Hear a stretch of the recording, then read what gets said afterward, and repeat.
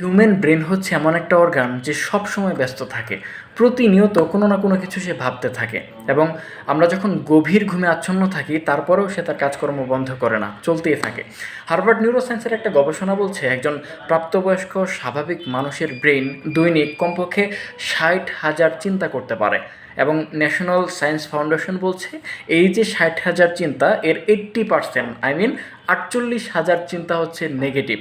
তার মানে আমরা কোনো কিছু কোনো রকম ডিস্ট্রাকশনাল ওয়ার্ক না করলেও আমাদের এই যে অটোমেটিক্যালি ব্রেন যে সকল চিন্তা করছে এর কারণে আমরা অধিক বেশি সন্দেহপ্রবণ হয়ে যেতে পারি, আমরা অনেক বেশি নেগেটিভিটি চর্চা করতে পারি, আমরা ডিসিশন মেক করতে হেসিটেশনে ভুগতে পারি, নানা রকম ডিস্ট্রাকশনাল থট আমাদের মধ্যে অটোমেটিক্যালি আসতে পারে। এই জন্য রিসার্চাররা বলছেন যে আপনার ব্রেন কি ভাবছে, আপনি তাকে কি ভাবতে দিচ্ছেন, এই বিষয়ে আপনাকে অধিকতর সতর্কতা অবলম্বন করতে হবে যদি আপনি তার থেকে বেটার আউটপুটটা চান।